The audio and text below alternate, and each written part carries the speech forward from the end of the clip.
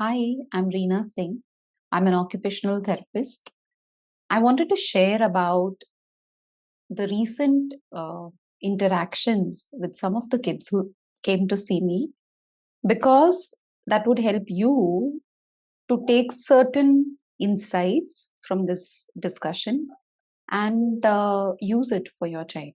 That's what my aim is while I'm recording this.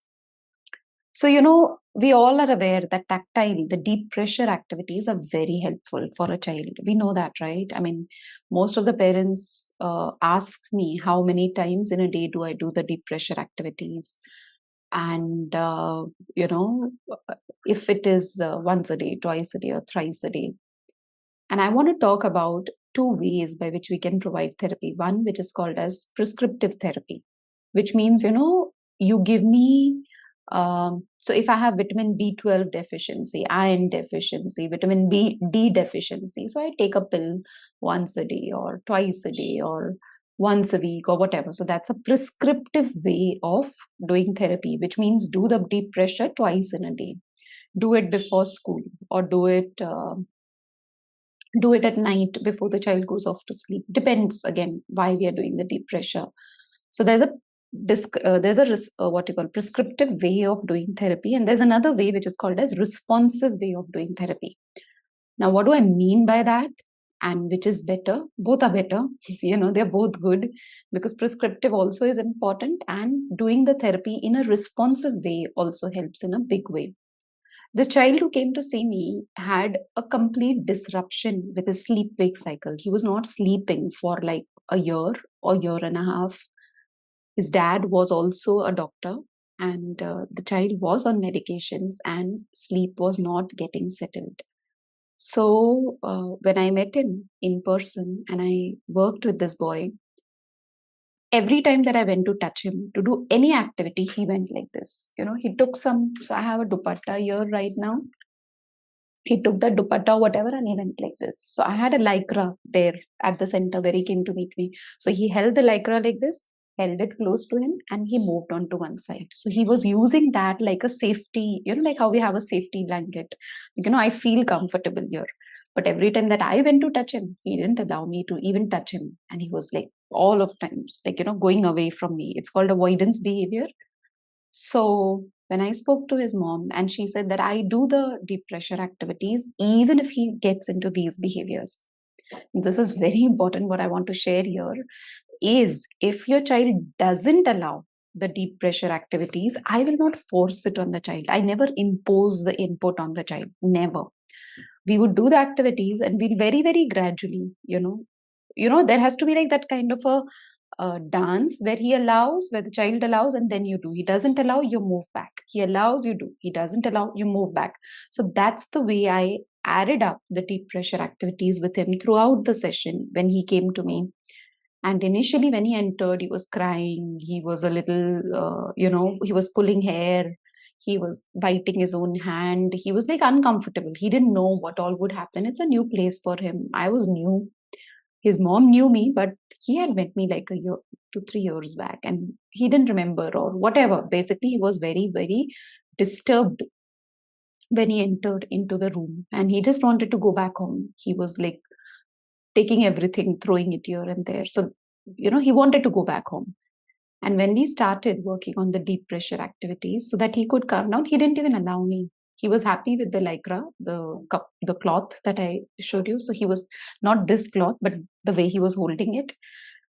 And I realized, okay, I need to work on deep pressure here. So this, what I'm doing, what I'm sharing is the responsive way where I worked with him and I gave him what he wanted when he wanted rather than, okay, let's do the deep pressure here. So I started working on his hands and I gave him a lot of deep pressure over here. Okay. And many a times if the child is not comfortable with anyone touching them, we use objects, we use a therapy ball, or we use a lycra into which the child goes, so that that particular material gives them the deep pressure touch. That is what our intention is to provide. So I gave him a lot of pressure over here, and a time came when he started asking for it. He's like giving his hand, give me, I'm feeling comfortable. So that's when I realized, wow, now he's processing. He's able to take this input better, and I gave him more over there. And as we continued, he was able to take, and we moved along, and we, like, I continued giving him deep pressure in various other ways, like into a lycra, or with a deep pressure, with a therapy ball, with pressure here at the feet, various places. The point that I'm trying to tell you is, by the end of the class, he was quite settled. He was very comfortable. The class was over, the session was over, and this parent went back home and she messaged that this boy who was not sleeping for the last so many months, he slept for like 10 hours or 11 hours, I can't remember. But because he could sleep well, he was more fresh. My focus here that I'm trying to convey is, when the sensory systems, the sensory, the tactile system or the vestibular system are able to take the input well and organize it, that's when it becomes easier for a child to sleep well, eat well, digest well, focus well, learn well. So I was not working on learning, but I worked on these, and then how it got better. So my point here is, I will not push, I will not impose the input on the child. That is the first main premise.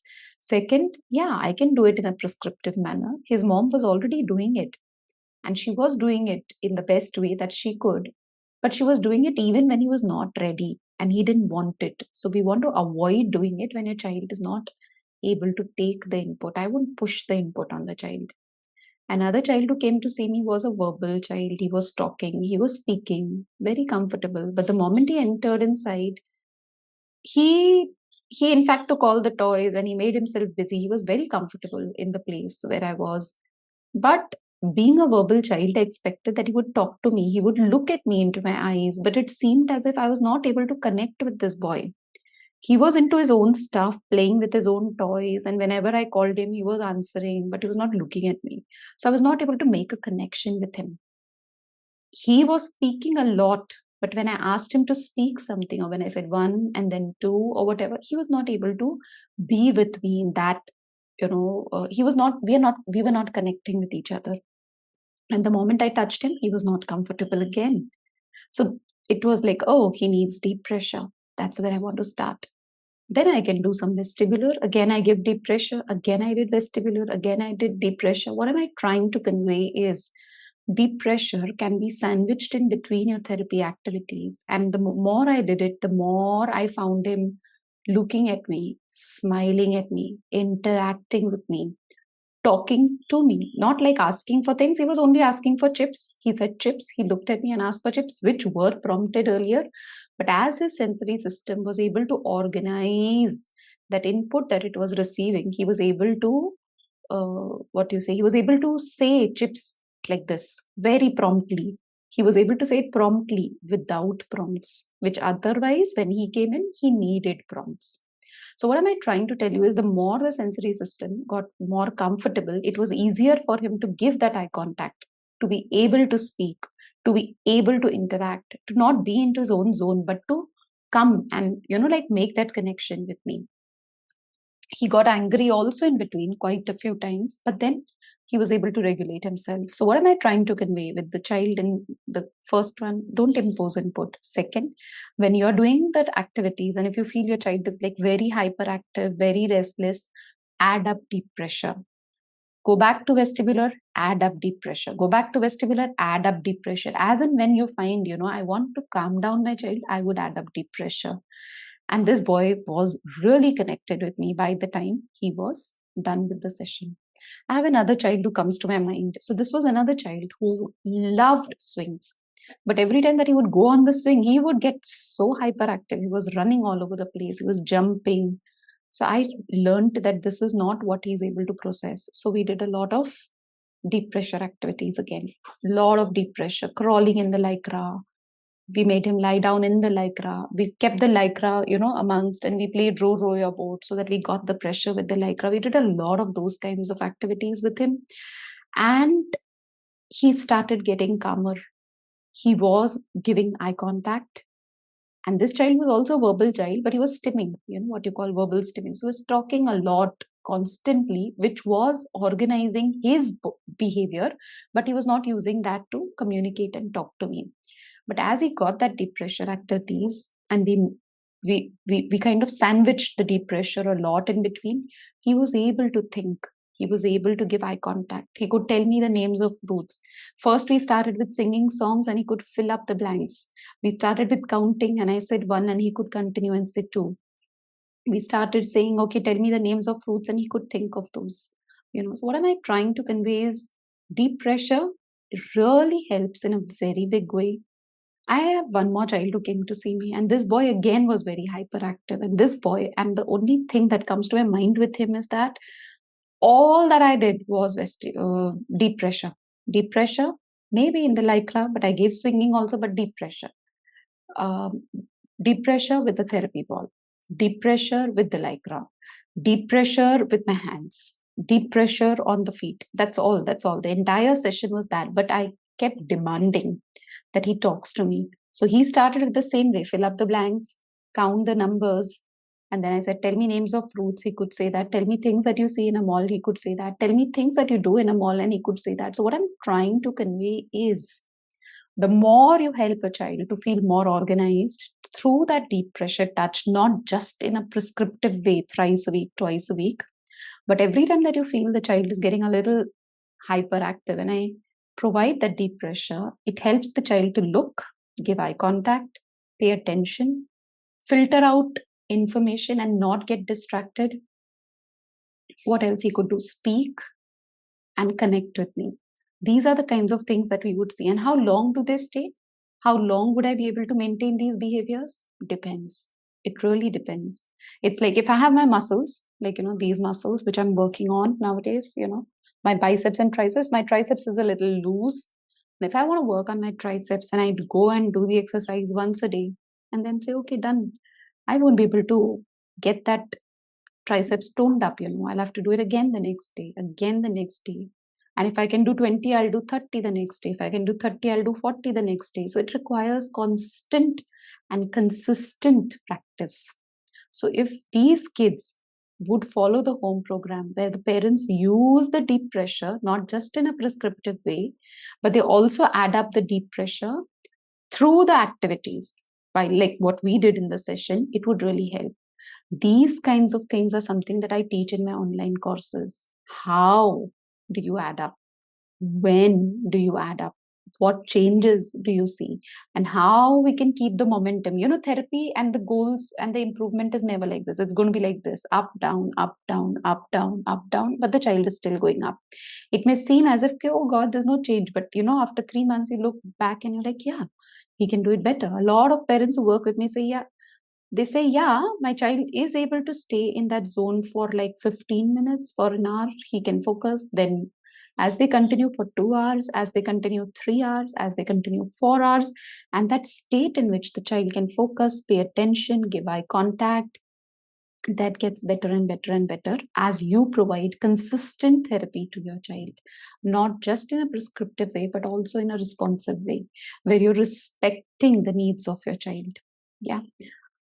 So this is all that I wanted to share, that yes, deep pressure is very powerful, but it's not just like, okay, give pressure with therapy ball 20 times, 2 times in a day and it's done. No. Use it as a tool many times in a day, as many times as it is required. Okay. I hope what I shared was helpful. Do share in the comments if you have any questions related to whatever that I spoke and shared with you. Thank you. Before you go, I wanted to help you to help your child improve faster. Here are 4 things that you can do. 1, you can subscribe to my channel so that whatever tips, strategies, insights, whatever I share, they come to you as notifications into your inbox and you are updated on a weekly basis. 2, you can buy my book, Looking Beyond Labels, Becoming a Mindful Parent. It is available on Amazon. It's a guidebook. It will guide you on really how to help you to help your child better. 3, I've done a lot of master classes which are all available as recordings on my website, khushi.net.in/online-events. You will be able to refer to a lot of courses related to sleep, toilet and potty training, sensory diet, oral motor challenges, emotional wellness, and so many of those. And then number 4 would be, we can meet and I can guide you. We can meet weekly. I meet parents weekly for some of my courses which you can find on khushi.net.in/events. And we can meet weekly. You get to ask me your questions. I share what to do, how to help, and it's all done in a group setup. It's an amazing deep dive trying to understand your child. And I'm sure it transforms your perspective, it transforms the way you work with your child. And these are the four things that I feel would really help you. Thank you.